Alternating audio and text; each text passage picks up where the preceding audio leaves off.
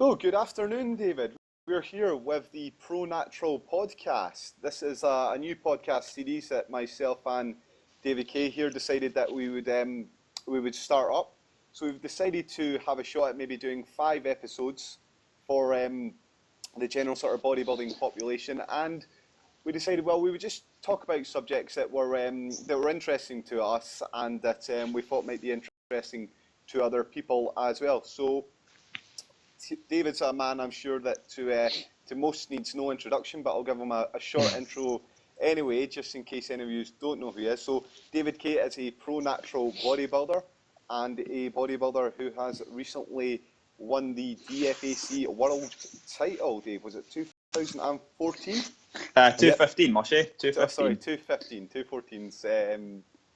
214's when I went across and did the amateur, wasn't it? Is that right? That was right, Mush. Yeah, that was right. I'm glad you know. Yeah. So I've known Dave for a long time now, since what, maybe 2007? Actually, Mush, the first time we met was, I perhaps remember it better than you do, mate. It was 2006, the BNBF Scottish, 2006, which was actually the very first show I ever attended as an audience member, and you won the junior class that day. And I spoke to you very, very briefly. You may not even remember. And then we met formally about a year later, I think, and then through the BNBF clubs and that, and obviously just being fellow Scottish competitors, kind of like, obviously we got to know each other pretty well. Yeah, so that's it. So we've known each other for a long time, and when we've been going to bodybuilding shows, we've been getting a lot of chat from various people at these shows. People generally interested in, okay, what is it that pro bodybuilders actually do to get themselves in shape for bodybuilding competitions? What sort of exercises, what sort of diet plans do you follow, what sort of competition strategies are you doing? Do you do any sort of things psychologically? And I mean, we've been talking for years. As I say, we've known each other for a long time now, and a lot of the conversations we have that if you described as fairly sort of candid, that we kind of have, and we perhaps take we don't really sort of consider them much in those conversations. They're just sort of taken for granted. We feel that, well, a lot of people are probably fairly interested in these things that we've been discussing down the years. So we thought one of the reasons we do this podcast is to sort of just maybe bring some of these conversations to the wider population, and that perhaps some of the people out there would find this sort of stuff useful. Yeah, I mean, just a second that, Mush. I mean, we've obviously talked for years on various topics about bodybuilding, like you say, just candidly, kind of between us and just shooting the breeze, as they say. But I mean, nonetheless, a lot of the time I think we talk about kind of pertinent topics, things that are obviously relevant. But we've talked a lot about training, and to touch on training in our kind of formative years versus now, and how would our younger self view some of the decisions we make now, and vice versa. And these are things we take for granted. As kind of both fellow pros, we talk about it. We don't consider our training to be anything special or anything kind of hidden or secret. But nonetheless, we are quite private in terms of social media presentation. We don't do loads, and I think generally, I mean, I get a lot. I'm sure you do as well, mate. But I get a lot of messages kind of online, and also people that come up to me at shows and they kind of just want to know, what do you do for this? What do you do for that? Can you put up training videos? Can you kind of give us an idea of diet? And it's of interest to people. So now perhaps the time to like share some of that, particularly with the growth of social media these days, and it's a lot clearer. It's an easy avenue to get that information out. Simple. Yeah, for sure. So let's talk about something. Let's talk about some of those sort of things here then. So, I mean, we've just touching on what you were saying there, Dave. I would like to sort of emphasize the point that I would like to be very much anyone that's watching this, anyone that listens to this podcast, I want to make it their podcast. So if they've got topics absolutely, they want to hear us discussing, they want to hear about, okay, well, how do you train chest? I mean, what's the best way to get a bicep pump? How much do you bench, or what protein do you use? If those are questions that you have, then sure, fire them our way, and we can talk about them, we can discuss it with them. And I mean, Dave's a teacher. really articulate, and he's really, really good, I'm sure, at working with his students and helping them out. And I'm a teacher as well.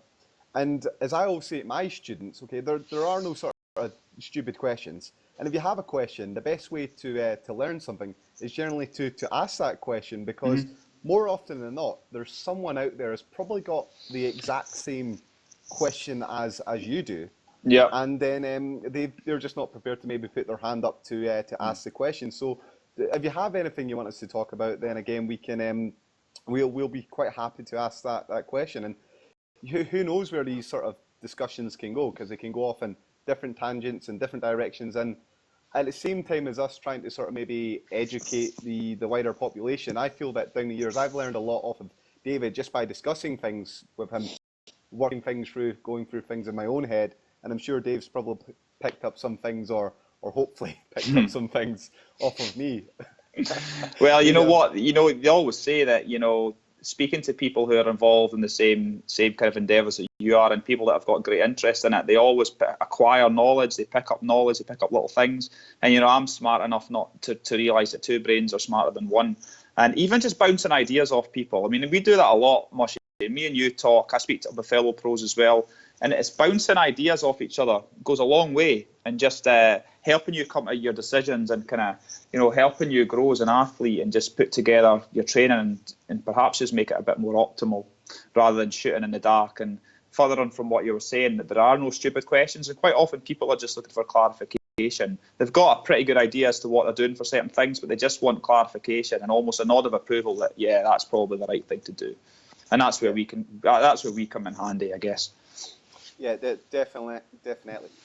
Okay, so I just maybe want to put a disclaimer out there before we always a disclaimer at all. Okay, so these are generally just our opinions. Okay, they're not the opinions that are held by, say, the BNBF or the DFAC, which me and David are affiliated. These are just sort of our own sort of opinions on the various different topics. Yeah, just as athletes and bodybuilders in our own right. Yep. Absolutely. And as fans of the sport as well, I would sort of just like to say as well, first and foremost, I'm a massive fan of bodybuilding down the years, and I'd like to sort of think of myself as a bit of an amateur historian of bodybuilding, because I've been following it down the years and looked into the past. So we're really into this sort of stuff as well. But these opinions are all our own opinions. Now, anyone that follows my stuff that I occasionally put out there as well will know that I'm also a scientist. And the other disclaimer I would sort of say as well is, I don't pretend to be an expert in absolutely everything, and I sort of know a lot of things about a lot of little things, but I'm not claiming to be an absolute expert on everything as well. But just as a caveat as well, the amount of information we have on pro athlete natural bodybuilders is very, very small as well. So there's some really good information I'm sure you'll be able to pick up off of this as well, knowing what the pro bodybuilders do. So without any other sort of further ado, as I say, I think we're just going to sort of dive in now. We've done our introductions. We've talked a little bit about what we hope this podcast is going to achieve, and the first topic we wanted to really maybe get into is discussing about the then versus the now. So the generational difference within bodybuilding between, say, the current bodybuilder in 2017, the bodybuilder when I first started, which was over 10 years ago in 2006. I mean, I guess you could even talk hypothetically about the bodybuilder before that. I mean, the transitional difference, if there is a difference between the guy that competed in 2006 and 1999, or is there a bigger difference between that guy and the 1980s guy, or the guy between 2015 and 2017? I don't know. So I guess one of the best ways to maybe start off this discussion is to just ask you, Dave, how you got into bodybuilding and the reasons why you got into bodybuilding. Yeah, I mean, very, very briefly then, you know, without spanning decades, you know, if anyone's listened to me talk before on podcasts and whatnot, they'll realise that I'm a sportsman at heart, always involved in sport, competed at sport, athletics and swimming at a high level from a young age. And bodybuilding, you'll often find that bodybuilding is one of those sports that seems to be a magnet for sportsmen who become fed up with their own sport, whether it be they quit through injury, financial reasons, or they just realise that they're not going to be a Usain Bolt and they're not going to win Olympic gold in the 100 metres, and they have a competitive edge, they have an outlet, they find training in the gym something they enjoy, and they want to compete at something. And if you find bodybuilding, be it assisted or natural, obviously it was natural in our case,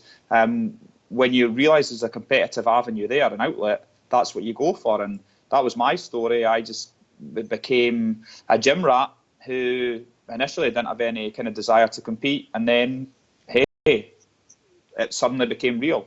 Went to my first show, saw it, fell in love with it, thought the BNBF was everything and more, and decided I'd compete, a year or two later, and the rest is history, as they say. Yeah, okay. So, I mean, if I now sort of come at it from my perspective, I mean, it's a familiar story to yourself, really, Dave. Very familiar, yeah. It's a common story. Which, so incidentally, if I jump in, sure, go for it. May not be the motivating and the driving factor for a lot of bodybuilders in 2017 as to why they get into the sport. Really, but this is something we'll come on to. But okay, how did you get into the sport, Mosh? Okay, well, in fact, I'm going to skip that because it's a sort of familiar story to yours, Dave. Yeah. But generally, in my experience, from talking to bodybuilders down the years, I mean, people tend to get into bodybuilding for maybe a number of reasons. So one is to athletic endeavours, yeah? So they do a sport. They're sportsmen, They're sportsmen and they want to get better at their sport. So they go into the weights room. They really enjoy the weights room, and that helps them be a little bit more athletic, a little bit more powerful. And then what can happen is you can end up retiring from that sport or not doing that sport as much, but then you enjoy the gym, so you stay with the gym. Yeah. Other people, I mean, the sport can be ended through injury or something like that, or they can't go on and compete in that sport anymore because of financial constraints, or maybe they haven't got the time for it, but they can still fit in the gym. Other guys, they can do the weights room stuff, and they find that actually they like that better in the sport. So then they move away from the sport altogether, and they do the bodybuilding. So I mean that's a fairly common thing. The other ones I think you come across are people have got sort of general insecurities. So okay, they don't have great self-esteem, so they go to the gym, they're maybe getting bullied or whatever. They think, okay, if I can put on a little bit of muscle, and it's the same sort of idea with martial arts and stuff like that. People want to go and do these things and feel better about themselves, and then they do a bit of weightlifting and they enjoy it, and then they carry it on through there. So I mean, there's sort of two potential avenues, or the other sort of common one is just sort of young guys. They maybe do a little bit of sport, and then they think, okay, well, they see the images on the television screens of their heroes in the movies and stuff like that, or they see popular images of guys with six packs and stuff like that, and they think, okay, well, this is going to be a sort of avenue to get sort of more muscles and then maybe attract the fairer sex, okay? So, I mean, I'm not saying that that's their sole motivation, but I mean, there's sort of a few different things sort of it's a motivation, I mean, it's a motivation. I mean, and I would think, I mean, I think any guy, I mean, we'll talk about the guys, obviously, from our perspective, and we can talk about women, obviously, as well, in due course, but I think for the guys, every guy would be lying if they didn't say that when they went to the gym, they were secretly impressed with the fact that they got abs and they got pecs and they got biceps, because that's why you're doing it. And, as a bodybuilder, you don't care about your appeal to the opposite sex. When you first start out, particularly as a teenager and stuff, that stuff is important, and it pays off. Okay, say no more. But I mean, that's the sort of motivation that some people have when they initially sort of start out. Okay, so there's a combination of sort of different things, and that's the reason that sort of maybe starts you off getting into the weights room in the first place. I've very rarely encountered someone, particularly obviously around about our age, that I've ever met that said, I looked at a picture of Arnold Schwarzenegger or something like that, or I seen a magazine of flex and I thought, I want to do that, I want to look like that. I've very rarely encountered that. I can think of two examples of people that said to me, I wanted to be a bodybuilder from a very young age. From the start, most of the time it's, I mean, and we're talking, I must have met thousands of bodybuilders by now. So most of the time it seems to be that I mean, bodybuilding is the sort of sport that people kind of fall into. I mean, I It can certainly finds say that them. I fell in It finds yeah. them. Yeah. Agreed. Definitely in that respect. So, I mean, I got into bodybuilding off the back of I just loved doing fitness in general. I mean, I loved playing sport like yourself. I was a sportsman. Yeah. I loved the competitive aspect of it. And then at the same time, it was Yeah. like someone said to me one day, okay, you should think about maybe doing natural bodybuilding. I thought, well, okay, I could give this a shot. I mean, it's a Yeah. competitive outlet. I could do it. And then I did all right at it. And so I thought, okay, I could do this. Let's do Yeah. this. And So, there's something, I mean, above all, I think there's something very pure about just yeah, training and putting sure. it and it being a challenge and putting in a lot of work. If you're a sportsman, you'll be used to the idea of putting in the hard graft. The harder you train, you get a result, and that's almost addictive. And it's something, you know, without complicating bodybuilding any more than that, I've always said that it's a really just a case of you versus you, year in, year out, and that's still the motivation to me. You know, despite the fact everything I've achieved in the sport, every time I go in the gym, I'm just me trying to beat me, and that sounds cliche. That might even sound boring to some, but that's the sport, you know. Yeah, no, I think I can totally echo that. I mean, you did individual sports, I remember. You were a sprinter. Yeah, I mean, I did. I mean, I always quite liked the feeling of it being all on me, and there was no one to let me down, and there was no one for me to let down other than myself. And you know, I do recall actually listening to Dorian Yates talk recently, and he actually echoed some of my sentiments about how perhaps I echo his. That, you know, there's something that was greatly appealing to me, that kind of like on a solo effort, the work that I put in can be directly related to the reward I get back. And that's an overly simplistic way of looking at it, but I like that. You know, that's something I was quite happy to get on board with. Yeah, definitely. I mean, I played team sports when I was younger, most notably playing football, and then I played it at an amateur level. I went up to about the 17s, 18s, and that's about the years that guys start going out and drinking.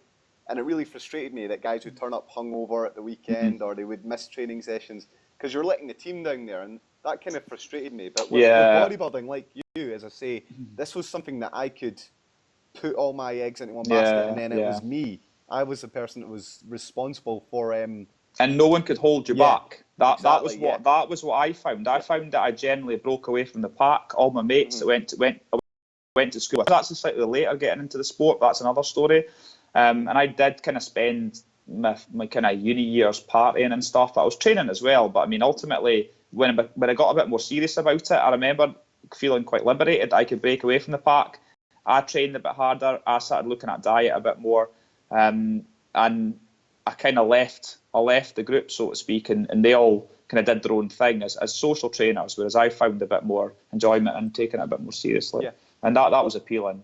Let's raise this question then of competition. How important is that to you as a bodybuilder now and back then when you first started out? Was that a major driving factor? Certainly when I started out, the thought of competition was completely irrelevant because it didn't exist to me. I didn't start training because I wanted to be a competitive bodybuilder. I started training because I just, in a totally simplistic fashion, enjoyed the fact that I trained hard and the body changed.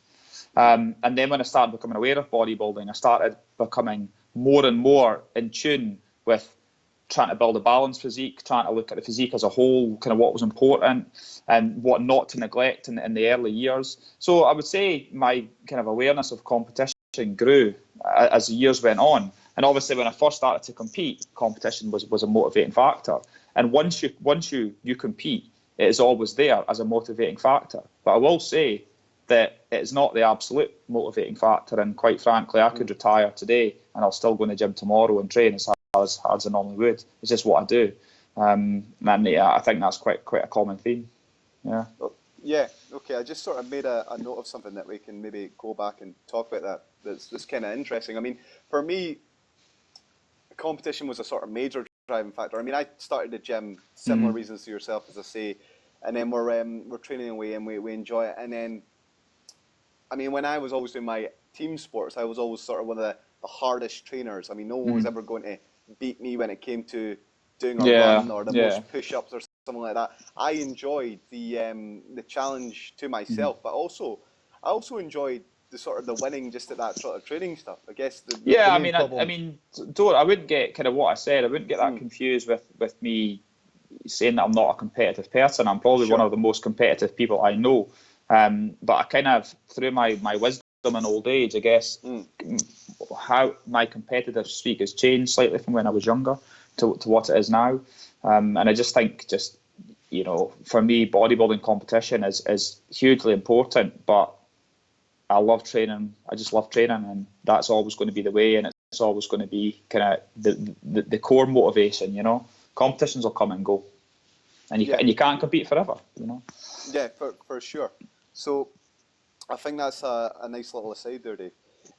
I mean, as I was saying there, that the competition was a major sort of driving factor. So I mean, I was going to the gym, I was trying to build a balanced physique and so forth. But as soon as someone said to me, you should think about natural bodybuilding, I sort of then looked into this and I thought, okay, this is something that I could do. Yeah, Right away I was thinking, okay, I could do quite well at this. I got some old DVDs. Well, in fact, they weren't old DVDs at the time. They were very much, they were last season's DVDs of the Scottish bodybuilding show. And I thought, well, I could definitely be competitive at this. So it was a major sort of driving factor for me to sort of think, okay, if I build the best physique I can possibly build, then I could win at this. Mm-hmm. And then it would be me that was actually responsible for all the endeavours. It wouldn't be anyone else letting me down, because I wanted to sort of win these sort of competitions. Now, it's interesting as we get older that our motivations obviously sort of change, don't they? Mm-hmm. So we're saying that, okay, well, how you were when you were 20 versus how you are as you're sort of 30 plus. Mm-hmm. Sorry, Dave, I don't know your age, but I'm 30 plus. You can leave 30, it. Yeah, that's 30 fine. Plus, so we'll leave it at that.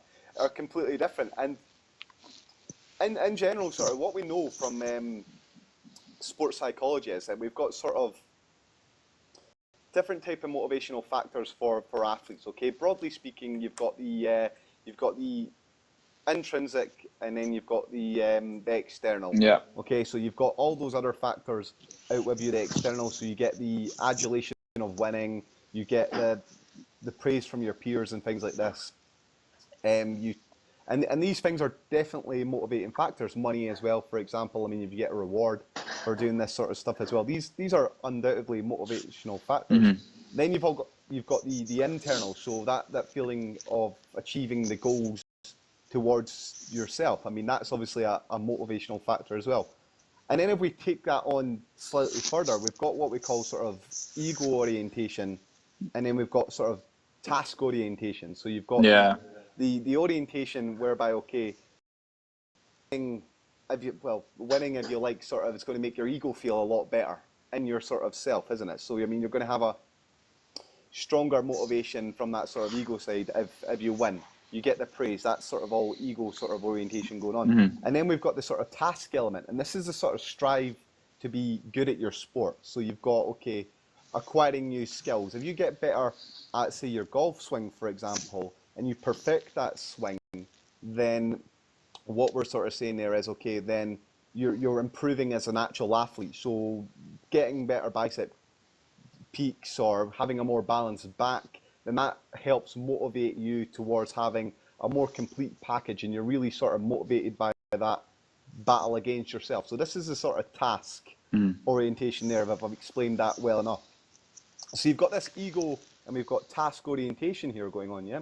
And what we find is that in high-level athletes, we see this. They've got high traits of both task orientation and ego orientation. So if you've got a four-dimensional grid like this, then you're up here in the sort of corner of your leg. So these guys, these women, they want to be the absolute best at what they're doing, but they're winners. They want the reward as well at the same sort of time. So yeah, I mean, I think there's always going to come to a point where you, sure, if you're intrinsically motivated, which I think you need to be first and foremost, you can't. To drive that next level, you need to have some sort of outward kind of goal and outward reward, and certainly it's more just, I see it as a competitive outlet for that kind of enthusiasm that you have, if you will.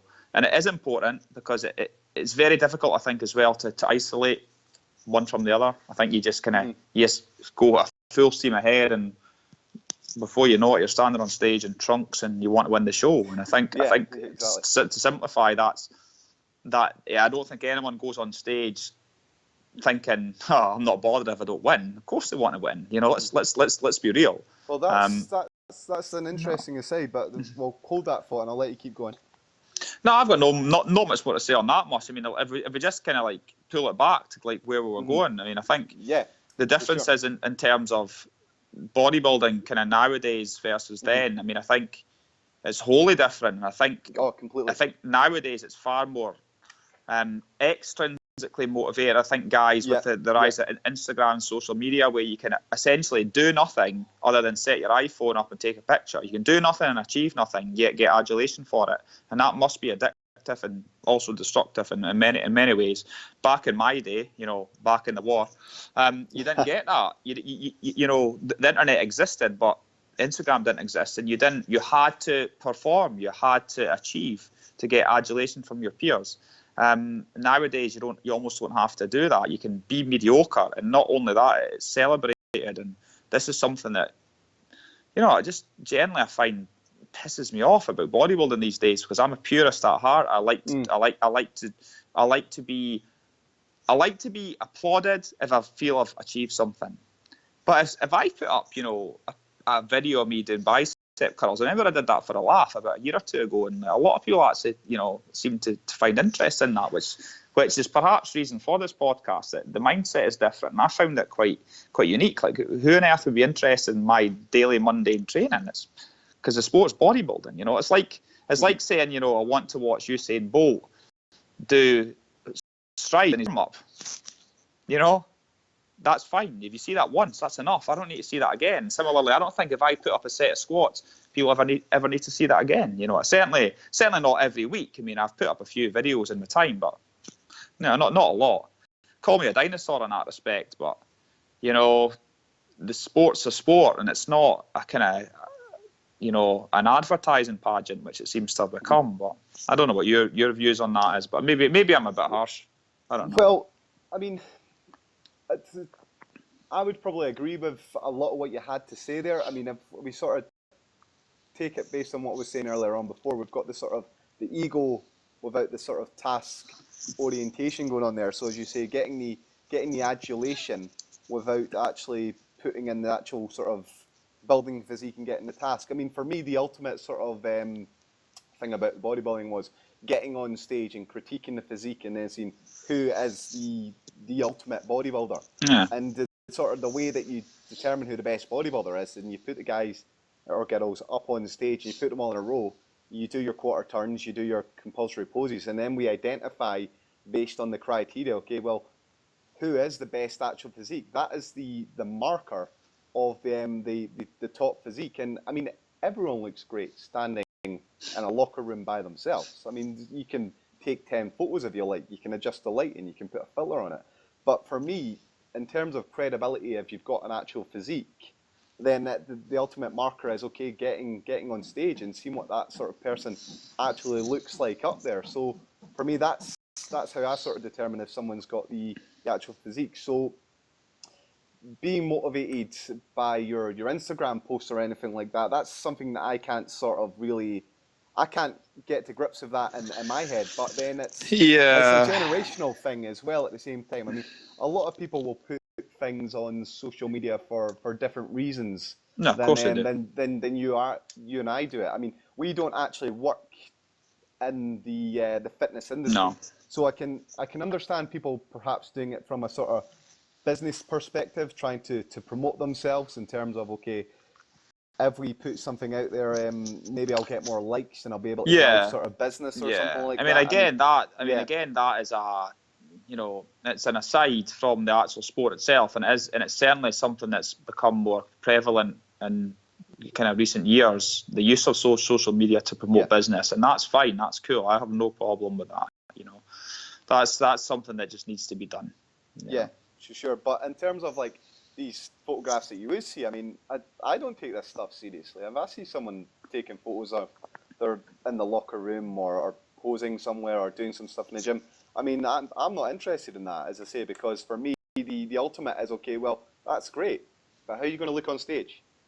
And I mean, That's how I look at these sort of things. Yeah, pretty different is the answer to that. And as I say, no one uploads a bad photo. For sure. Physiques change when they stand next to other physiques. And again, it's, I always liken it to other sports, and to use a simplistic analogy, it's like an athlete claiming, it's like an unknown kind of Scottish sprinter coming out of the woodwork, claiming that he runs 9.5s in training. Yeah, that means nothing, because as soon as you're on the big stage, if you're racing the top athletes in the world, you're suddenly not running a 9.5 and you're getting your arse kicked. And ultimately, that's what social media is. If you put a photo up where you look great, that's fine, but it doesn't translate to achievement, or it doesn't even translate to you being any good.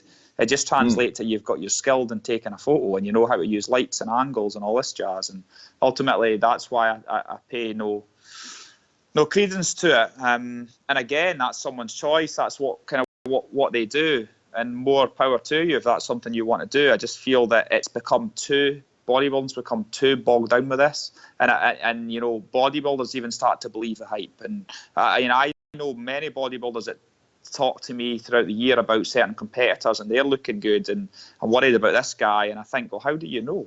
Oh, I've seen his Instagram. And I said, but again, how do you know? Because it's complete nonsense and fabrication of the truth. And you do the talking on stage, or it means nothing. It means absolutely nothing. And may I also add, those people that like on social media, it's quite often even guys just go on autopilot. They're scrolling through Instagram. They'll just hit. They'll double tap. They'll double tap. They'll double tap. They don't really actually like the photo, in the truest sense of liking a photo, do they? They just.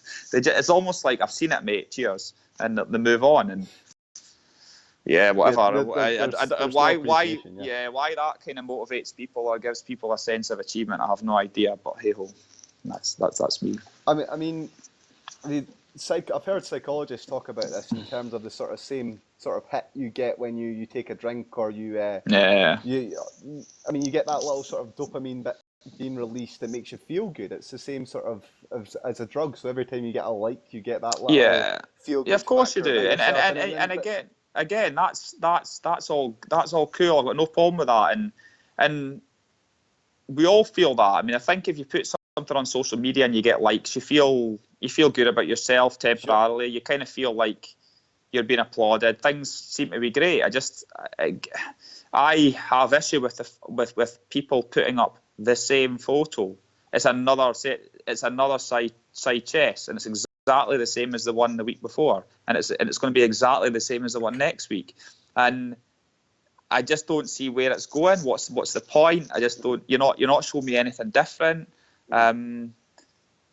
Hey, maybe you can fill me in. I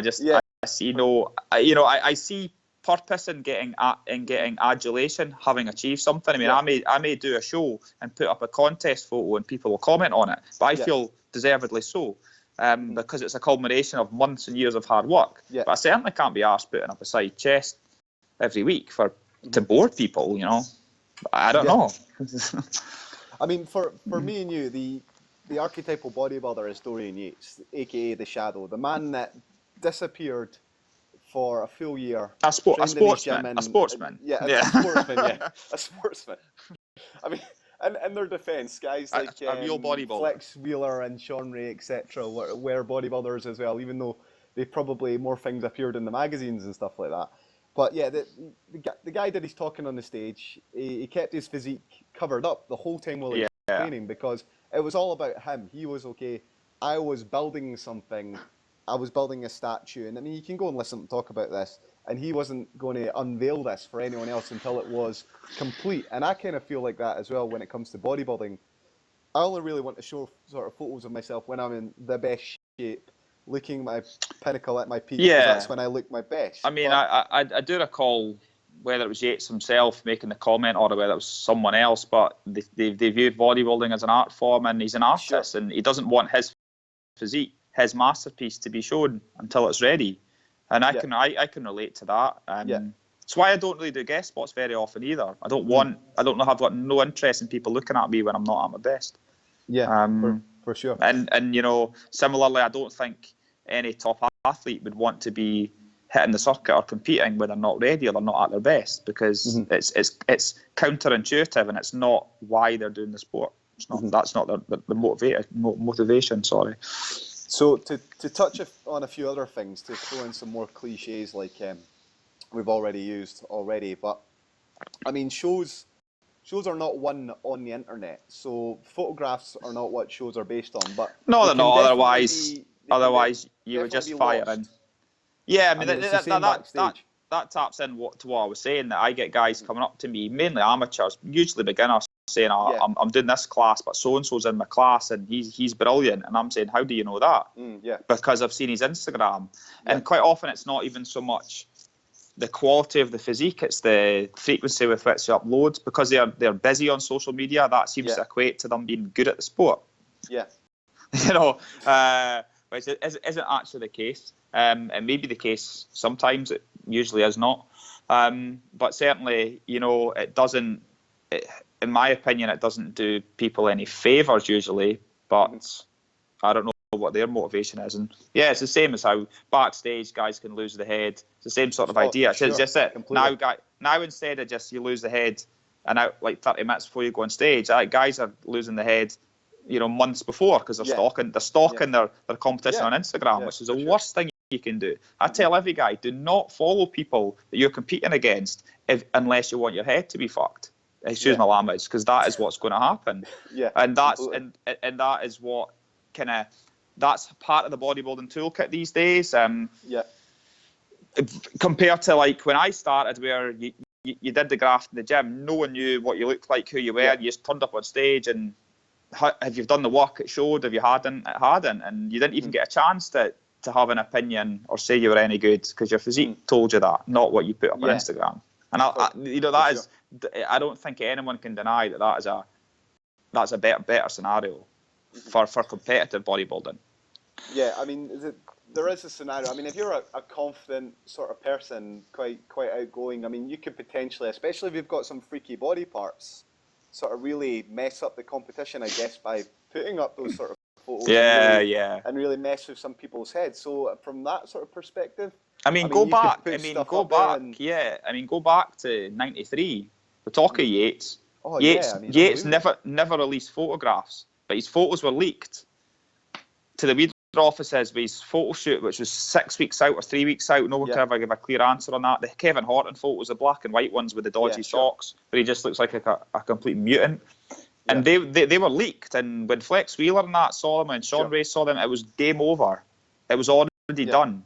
And whilst Yates had the physique to carry that through, most often than not, people lose the head in advance, turn up and compete against somebody, and they realise they've been worrying about nothing, because he or she looks nothing like what they look like on Insta. Completely. And how often have you been told so-and-so looks great, so-and-so looks great, who's telling you that? It's people that look at them in the gym and don't really follow the sport. So, yeah, I mean, it can be a pitfall as well. I mean, I've seen it many a time. I've got well-known people who are fitness models and stuff like that, and they come and do the sport, and they're shit. They're actually shit as bodybuilders. As an actual bodybuilder, I mean, once you're on stage and it's just you and your pair of trunks or your under the lights, and all your imperfections are there for everyone to see. You can't hide those sort of wide hips or those narrow shoulders. Or you've not got quite as much mass, or your condition's not quite as good as it's going to be. Then, I mean, and you can look like an arse. I mean, and you can lose a lot of respect for that as well. So I guess if okay, so we've talked a little bit about this, and I think we're kind of going on a little bit about this. But it's a good topic. It's a topic that I do think's hot at the moment, and it's a topic that I do feels important. And quite often, in fact, no, you're right. I'll go off on one. Well, let's not. Okay. So we've got bodybuilding in 2006 when I first sort of started, but actually before that's when I really started training. And I remember who did we have? Ronnie Coleman was Mr. Olympia. Was current Mr. Coleman. He was. Ronnie. He was ridiculous. Remember 2003 was when he was one of the most supersized, ripped, shredded. You had Jay Cutler, insanely massive. You had who else was there? Guys like Gunter Schleifkamp, who are like Yeah. 285 pounds, Yeah. but shredded. Like, I mean, not necessarily a pretty physique, but if you put him in a Olympia lineup now, he was I mean, no small God, man, you know. No small man indeed. So that's when I first started, but there was only bodybuilding. That's all there was. I mean, even within the women's classes, there wasn't the multitude of classes that we have just now. And bodybuilding was still very much an underground sort of niche activity. I mean, if you wanted to sort of find out any information about this, you'd go on websites like bodybuilding.com, you could get some sort of training articles and advice. And this is something to interject briefly. This is something that is relevant to me because back then, without the influence of social media, to achieve any sort of respect or even to be involved in the sport, you had to be serious about it, because being shit back then wasn't tolerated. You were laughed off stage. I mean, I remember being at shows even just 10 years ago, whereas the guy on the end, the fat guy on the end who's not done the diet, he's a bit of a joke. You know, people almost laugh. Nowadays, go on social media, I'm seeing thousands of pictures of severely out of shape bodybuilders being applauded by loads of people, and talk about it being their journey and whatnot. And whilst I fully applaud people being involved in fitness, and I fully applaud people getting fitter and looking at their health, I do not applaud people coming to my sport, if you will, a sport I take so seriously, and diluting it with these half measures, because it's not Weight Watchers. And just because you've lost weight does not mean that you deserve to be on a bodybuilding stage. This is where there seems to be a kind of mismatch of motivation and why people are doing it. And just because you've started training for 6 months and you've lost weight, that doesn't mean that you should be doing the sport. If I start jogging tomorrow, I'm not going to be entering serious marathons and things. You know, it's just, well, it's something that really gets my goat, as they say, Mush. Yeah, so you kind of actually got where I was kind of going with that. I knew. I kind of figured. Yeah. So, I mean, when you first started, I mean, you told me a great story, I think. You said you went to the Olympia. Was it 2007? 2007, I was at Olympia. Yeah, I was on holiday. Expo, I remember. Yeah. And you contrast the expo difference there between what you've got the body power now. And you're saying the sort of the guys that you had to man a stall or to be sponsored by someone, you had to be a top quality athlete. You had to be someone of some sort of credence or some sort of value. Yeah, you've earned the right to be to have your persona associated with success, because you've been successful in the sport that the industry surrounds itself by. And I always say, you know, when you went to those expos back then, if you asked the question, you know, what you done, what you won, the guys that had the big queues were the guys that had done well and won the shows. Yeah. And I suppose where you're going with this is fast forward to 2017. Yeah, sure. Actually, 10 years later, I was at Body Power this year. It's a very, very different scenario indeed. And I'll let you kind of like talk. I mean, you brought it up, so I don't know where you were going with that, but certainly it's a different kettle of fish, and people are queuing for different people. Yeah, for sure. So where I was kind of going was, okay, you've kind of got bodybuilding. That was your male class that you had, and then after that you had female bodybuilding, you had figure, and then you had fitness. That's what you had at the sort of Olympia. Fast forward to now, we've got within natural bodybuilding, we talk about, we've got the male bodybuilding class, we've got physique, we've got female bodybuilding, we've got athletic, we've got the figure class. You've also got in some federations the sort of fitness class as well, like we had before. You've got the bikini class, and then after that we've got a whole host of other classes as well. So we've got the male muscle model sort of class, you've got the transition class, you've got the angel wings class where you want to start going down those routes, you've got the yummy mummy class, and so on. In fact, if you look at the PNBA Mr. Olympia from last year, and I'm not even joking about this, there's genuinely, I think, at least 75 plus classes. So you can enter different sort of classes depending Yeah, on. it doesn't surprise me. And I've seen a lot of that going around in a lot of different classes, and it's getting to the point where the athletes are getting what they want, and if someone's 5'5" with dark hair and a handlebar moustache, there'll be a class for someone 5'5", dark hair with a handlebar moustache, and if they don't have one, they'll complain about it. But the kicker is that they have to pay to enter every class, and it's not exactly cheap. So people could be spending in excess of like $300, $400, $500 on entry fees per show. So there's your motivation there with regards to kind of like maker. With regards to federations.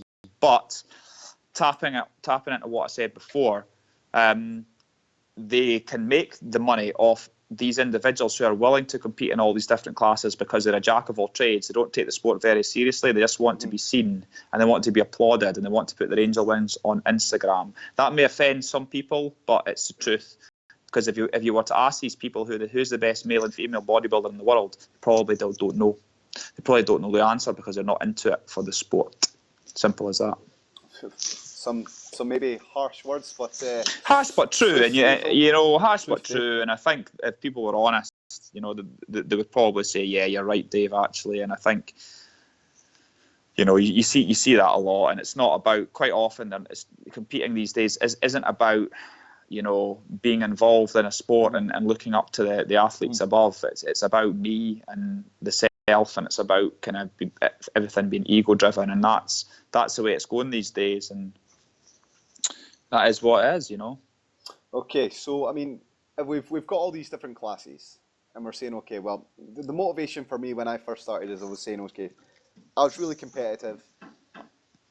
After being really competitive, I really needed to build the best physique I could possibly build, so that I could have that physique that would win the show, okay? Because I needed that sort of task orientation and the ego orientation at the same sort of time to be the best sort of athlete I could be.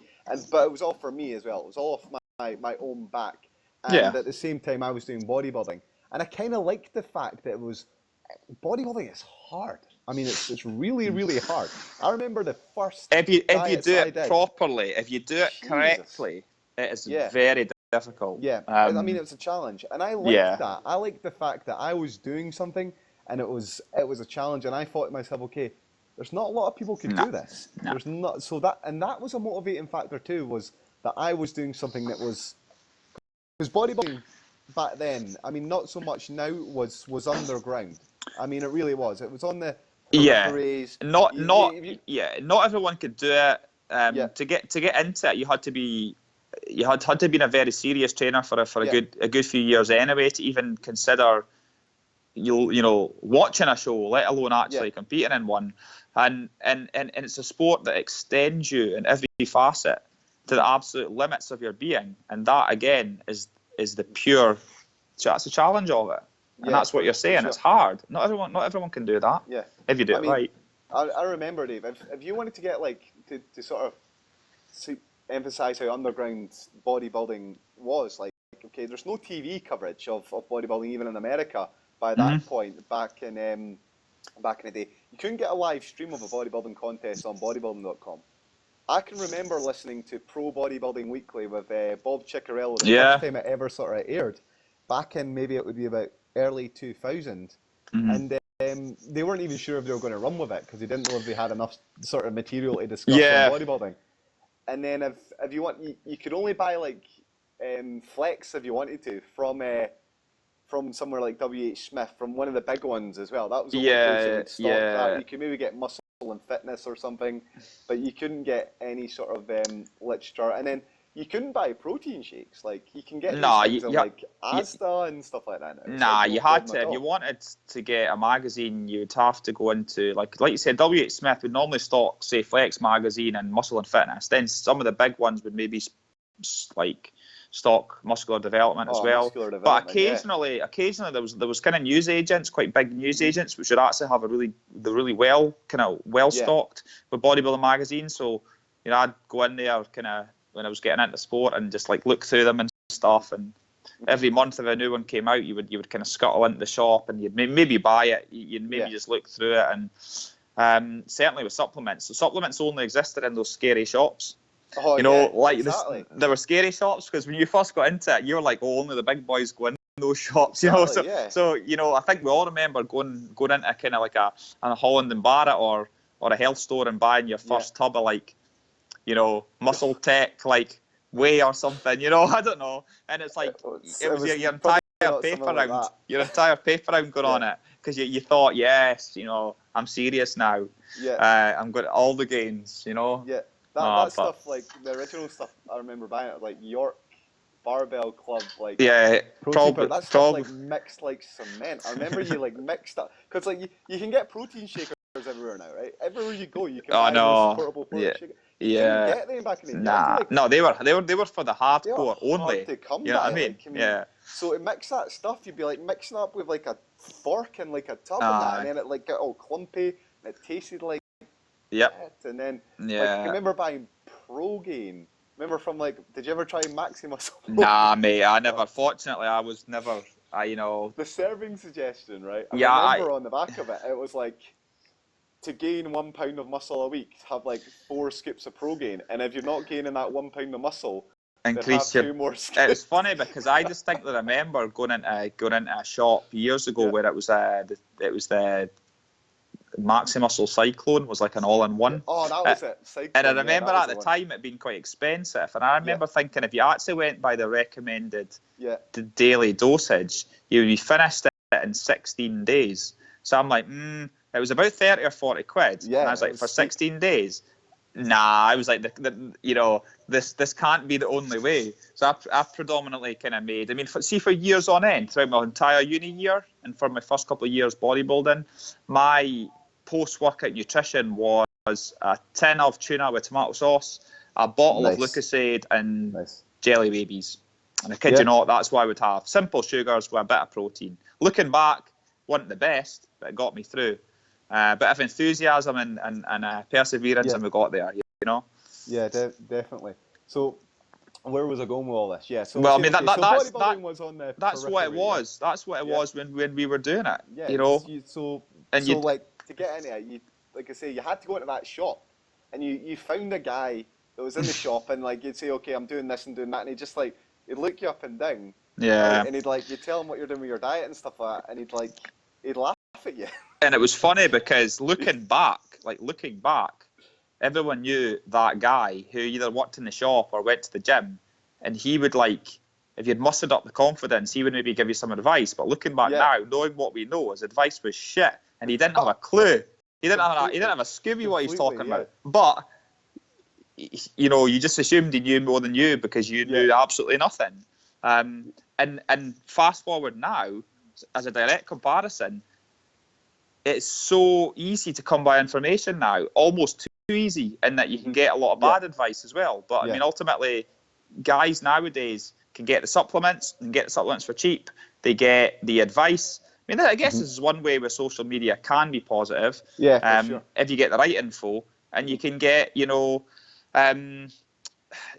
you can find out a lot about what natural bodybuilding is, etc. If that's the route you're taking. Whereas for us, I had to find out through a mate. I had to source. There was one guy in Dundee where I live, in the entire city, who was a fellow natural bodybuilder, and he was going to do the BMBF.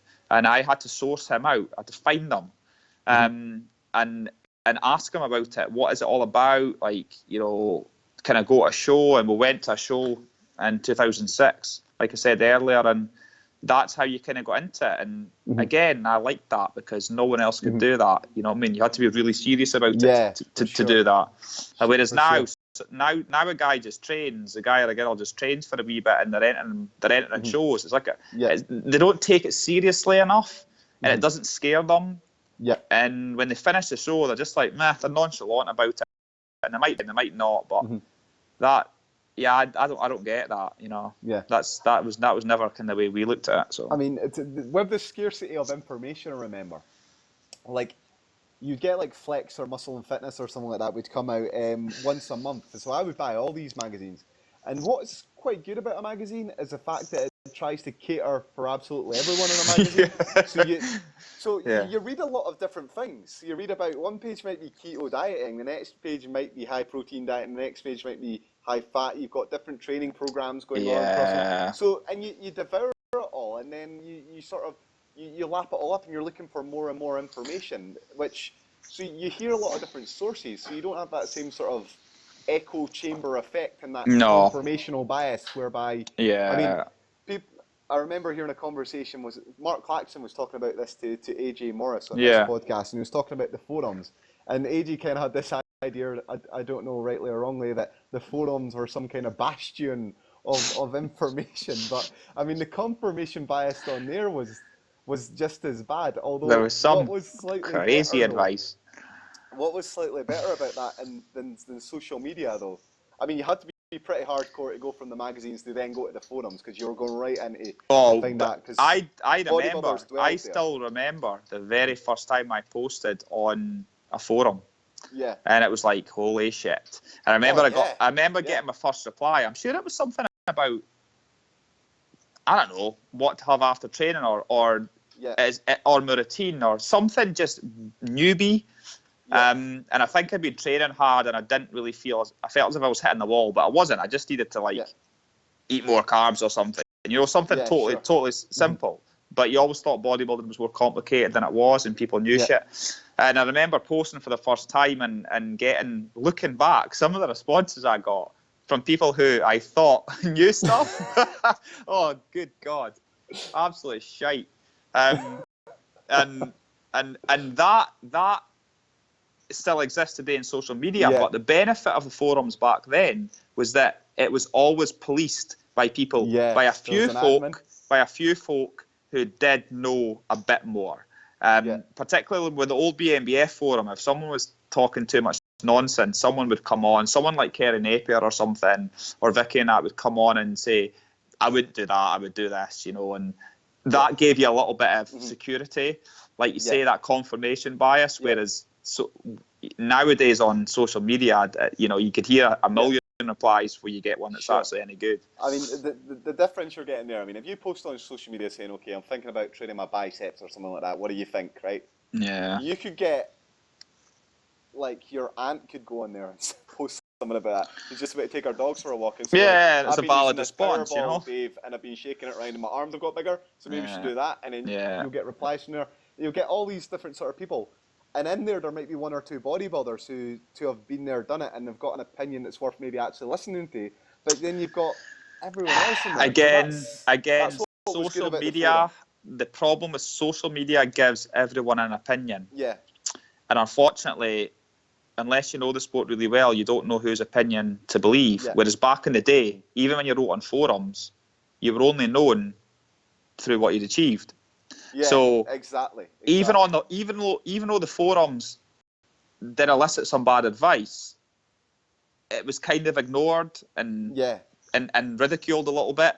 Now you can't slag people on social media because it's a hate crime or something, you know. Yeah. So someone's going to cry about it. Yeah. But yeah, I miss that. I miss the purity and the realness. The fact that it was real and people genuinely just wrote on the forums because they were purists of the sport and they wanted to help, rightly or wrongly. Even if their advice was shit, at least they actually were in it for the right reasons, you know. Yeah, I mean, to go on a forum like that, you had to be a competitive bodybuilder. And you made the point about like posting on the forum, or you could be a forum lurker because you have to lurk on forums to get to you know, work up the balls to actually post on it. Yeah, that's what I was about to say. Like, you couldn't just go on and post.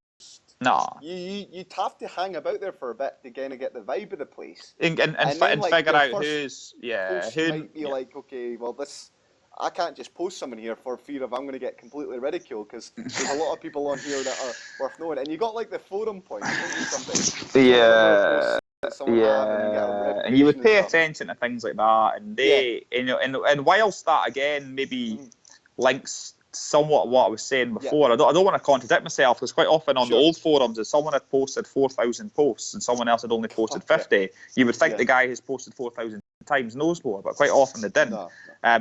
But you know, that at least gave you some indication, and I would normally just go by kind of the vibe I got from the responses and how many people were like, yeah, that's good advice, or how many people gravitated towards certain people, and you know, I think looking back, a lot of folk of our era used to frequent these old forums, and at least some wicked arguments used to go down on these forums. You know, if you just forget actually any of the advice, just some of the banter that used to go down was actually pretty wild. It was like, you know, quite often you couldn't look at someone in the eye for about 3 shows, you know, because of some of the abuse that had gone on in social media, and it was all kind of, you know, light-hearted, but, you know, as always, people take offence and whatnot. But for sure.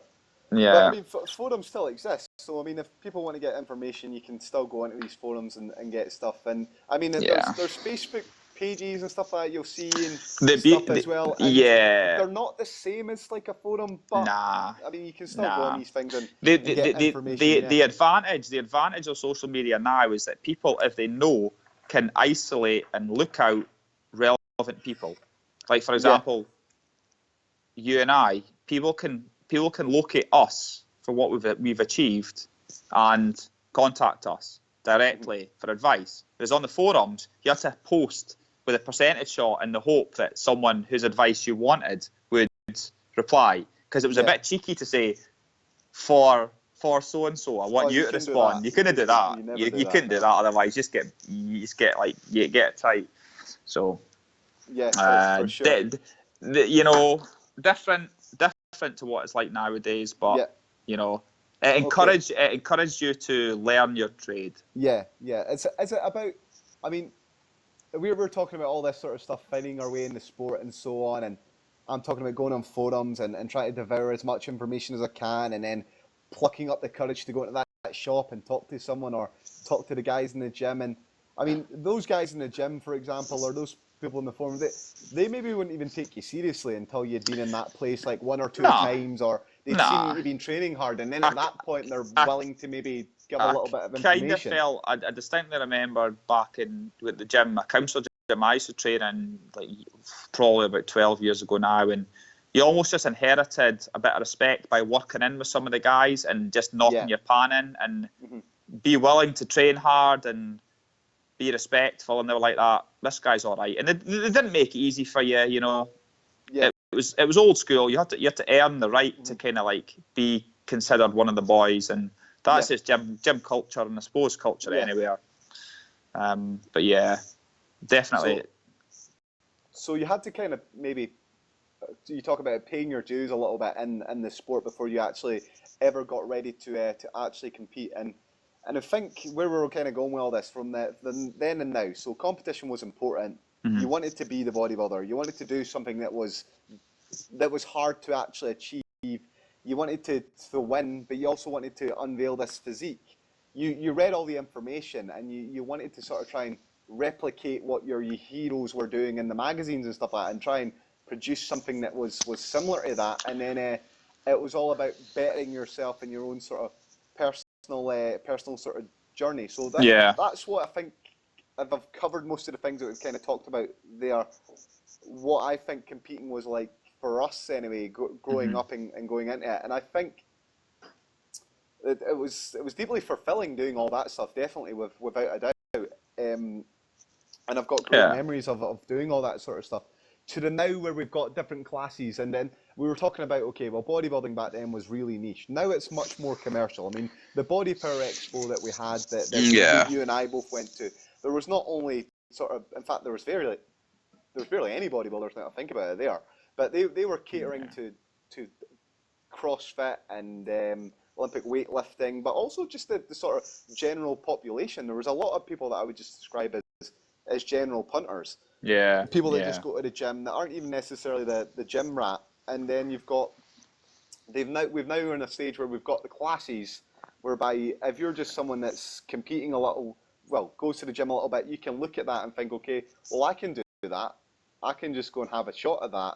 And then that your motivation for doing the competition perhaps is completely different from your or I's motivation to do the competition, because I couldn't get up on stage and do a bodybuilding competition after, say, a year's worth of training, because not if you want to look any good. So. Not if you want to look any good, indeed. So I mean, it's funny because slightly unrelated. I know guys get into the sport earlier now with the BMBF, we have a teenage class and a junior class, and these classes are tough, like particularly the juniors, because it goes up to under 23. This is a real stomping ground in its own right.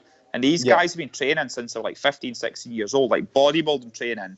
And because of the prevalence of social media, they're getting good advice early. So positive aspect, they're getting decent advice, they're training hard. They're coming into junior classes like pretty advanced. I was 24 when I first competed and went into a novice class, and I've been training for a long time before that.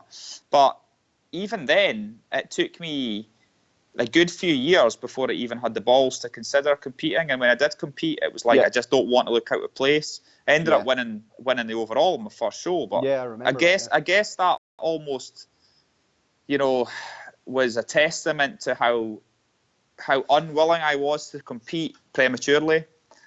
Even though I was just a wee laddie back then, I still had got myself to a certain level where I thought, I'm now worthy of stepping on stage. And I wouldn't have done it any time before that. Nowadays, not like you say, not quite so much, mate. And a lot of guys are a lot of folk have the expectation, and this is what social media does. It gives folk the expectation that as soon as they start training, they'll look like these people that they see on Instagram. God, and not only that, they have a sense of entitlement to look like these people. And I'm like, what, have you trained for like 10 years solid and your nutrition's been good? No, you've trained for 10 months. So let's slow it down a little bit and give yourself a chance. But people don't want to hear that. I mean, I wonder if I can come in on a little bit there on this point, Dave. Just to reiterate that. There was a case study that's came out a few months ago. I forget the journal it's in, but it's by a guy called Gentile. He's a French guy in a French lab. And they followed 6 competitors, okay? And just their bodybuilding contest preparation. They had 2 bodybuilders, they had 2 men's physique competitors, and they had 2 essentially bikini competitors. Okay? Untested federation. I'll talk about that just because it's interesting. But the bodybuilders had been competing and had training experience for at least 10 years, okay? Yeah. And in terms of competitive experience, this was their first competition, right? More or less. After 10 years, 10 years. The physique guys, 2 years. Yeah. The bikini competitors were less than that, right? Okay, so you've got much less time before you're ready, or these people are feeling willing to get on the stage. The differences between competing there. So from that, you can maybe take, right, well, if you want to be a bodybuilder, you're probably going to have to train a little bit longer before you get on stage. You can do the other stuff a little bit earlier. Now, when I did that survey of the British finals last year, and we looked at, okay, well, if you're successful versus you're not successful in terms of bodybuilding classes, the guys who are competing in the men's classes, talking, again, about 10 years worth of training experience, about 3 years worth of competitive experience. So they've been training, but also they've got an extra 3 years under their belt. Compared to not being successful, I mean, those guys, you're talking 6 to 7 years and less competitive experience. So not doing it as long. I mean, to be successful in this sport, it's going to take you time. And that backs up what you're saying. I mean, I remember at the time asking you what you were doing with that study, and I remember making a point, Mush, you'll remember me saying that what's funny is that you're trying to bracket between those achieving success, as in those people that were placing at the finals versus those people that didn't. But yet you're still, as a group, taking people who have all qualified for the finals. Yeah, for sure. I wonder what the results would have said if you looked at the BMBF qualifiers to finals route as a whole, and you looked at all the people who didn't qualify. Their training time presumably would be even less. You know what I'm saying? I would it's a no-brainer, and it's nothing complicated. And to simplify, what that French study has found out is that it takes a lot longer to achieve a physique worthy of being in a bodybuilding class because the bodybuilding physique's much better. Yeah, essentially. And I use the word better. I use the word better relative to the criteria of the sport, not one's own interpretation of what appeals to them. Do you know what I mean by that? But so I'm a bodybuilder at heart, therefore I want to be on stage as big as I can and as ripped as I can and as balanced and complete as I can. That takes a long time. Those guys that might want to do men's physique might feel their physique is better, slightly underdeveloped, imbalanced, maybe not quite as hard. because that appeals to them. But if you look at it objectively, as in how long it takes to achieve a certain look, obviously that will be less than a bodybuilder, and then bikinis subsequently will be even less, because it requires, by definition, the class requires less muscle and less condition, and so on. But that's a different story. That's to do with like what people's motivations are to how they want to look, so on and so forth, and a lot of other factors as well. So don't have time for that. I mean, an interesting aside from that Gentile study, right? They recorded their drug use, and I mean, interestingly, the bikini competitors are taking not much less than the male physique competitors, it's mad, which is unbelievable. Well, you know what the class looks like. Yeah, I mean, but I mean, again, it's this kind of modern day, culture. Social media is a big part of that. People take gear before they even train. I'm going to train now. I want to be a bodybuilder. So what do the first thing they do is they go and search how to get steroids or drugs or whatever, because they feel that's what they need, and they're overlooking the basics. And this is a big problem, not only in kind of just Britain, but worldwide. Simple as that. Yeah, I think there's that's a different topic completely, though.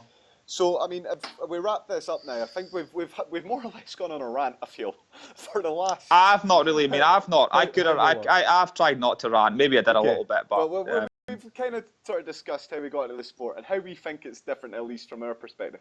I'd be interested to hear another perspective from someone that's a little bit younger. Yeah, we could... What they think about in terms of the them versus now and so on. I mean, for the folks, sorry, Mush, but for the folks out there, whoever might tune into this, there'll be certain bits where we've kind of waffled, and there'll be certain bits where we've probably talked quite candidly and given some info you might agree with or disagree with. But if there's anything that you want us to spearhead a little bit more or actually talk exclusively about, then fire it in. This was just more of a pilot, guys, just to kind of give you an idea that we are here and we are willing to talk about various things. Should you wish, Okay, Dave. So let's try and give some constructive advice now. So, like for guys getting into the sport just now, I mean, be it bodybuilding, physique, whatever, just now. I mean, where can they get good advice? And I mean, there's maybe a question then that we can we can talk. Yeah, about. Well, I mean, for me, certainly, what I think what is available now that wasn't available back in the day, despite the fact they have been going on for a while, are things like BMBF clubs. Now, for sure. BMBF clubs, they used to just be a Scottish club. Now there's clubs all over Britain, okay? Sure. And they run frequently. They're free of charge. All you have to pay is like the $5 to get in the gym or whatever the gym cost is. And you've got access to professionals and top amateurs who are willing to discuss training, diet, posing with you for nothing.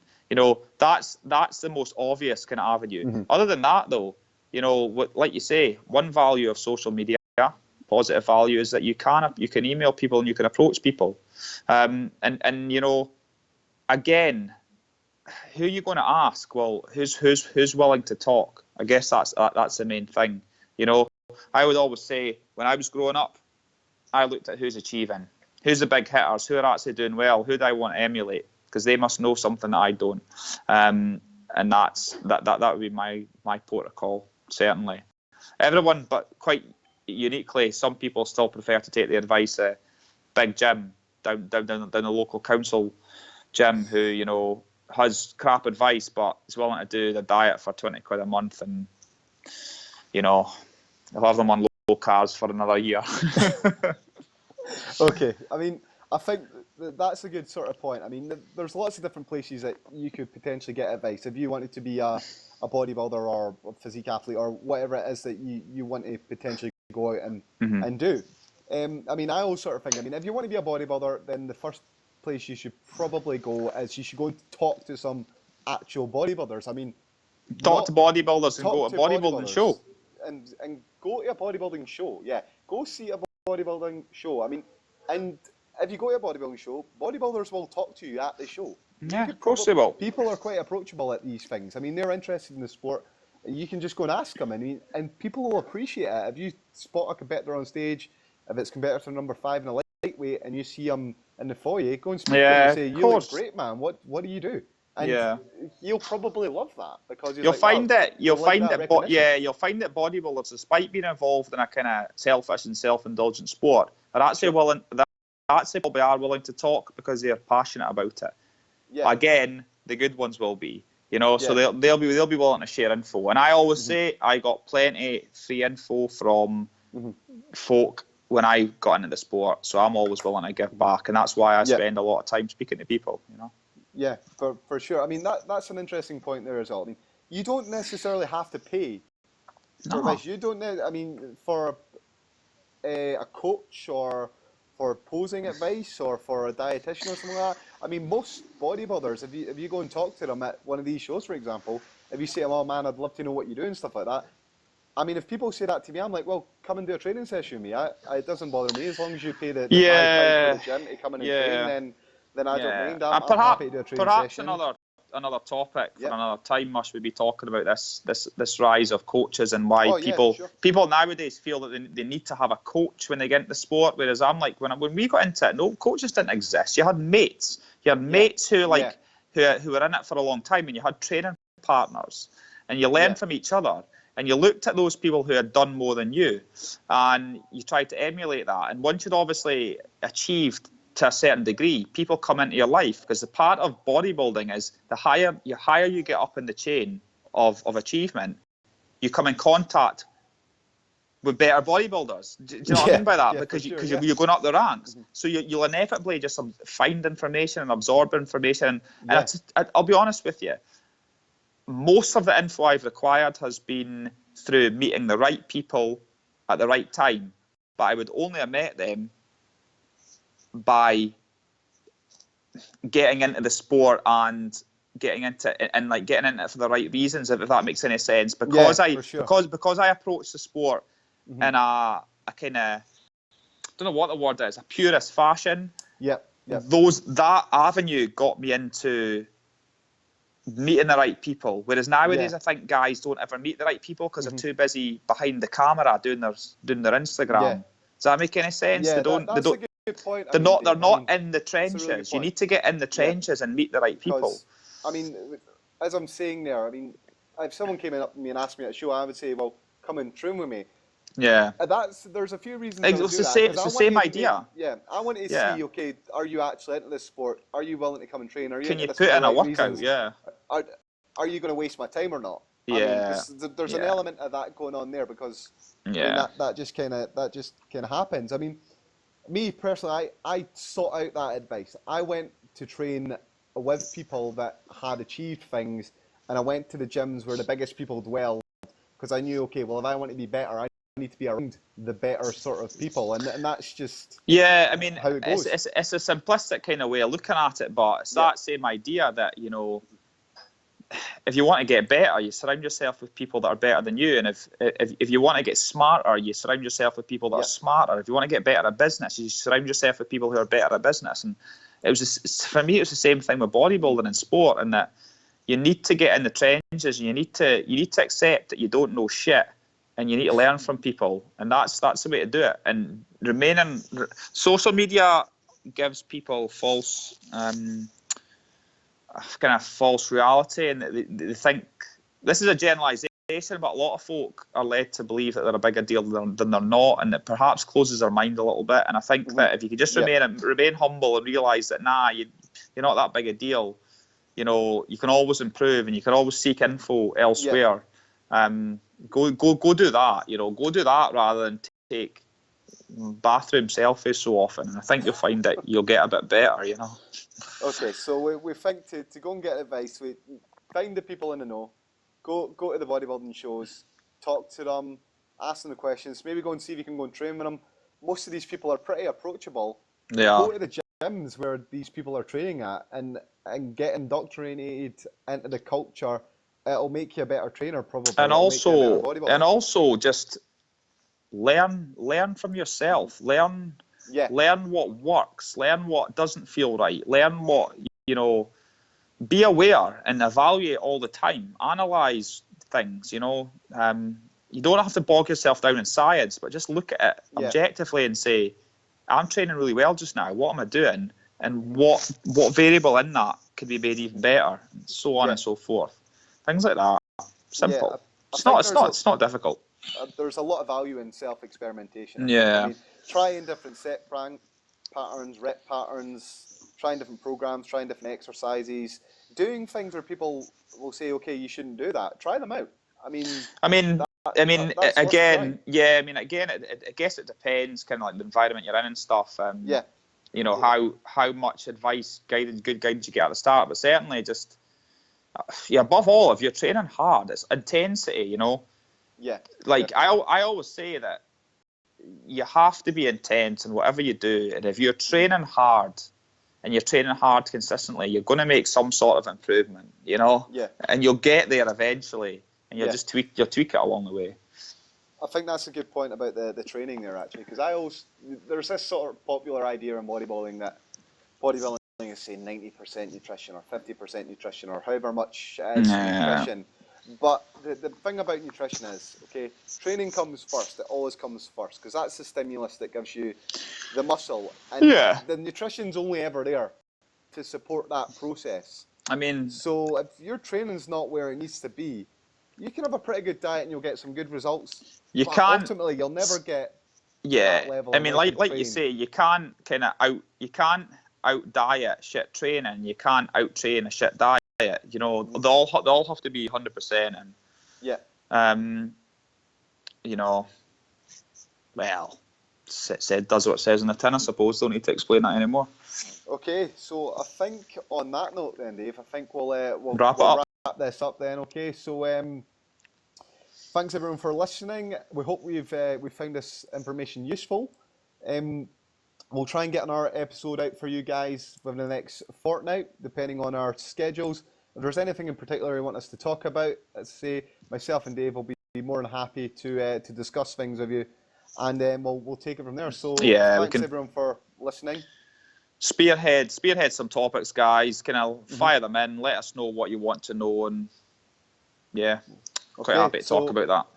In the meantime, as I always say, sort of train smart, train intense, and then keep on your diets. And okay, thanks very much. See you later, guys. Cheers. Cheers.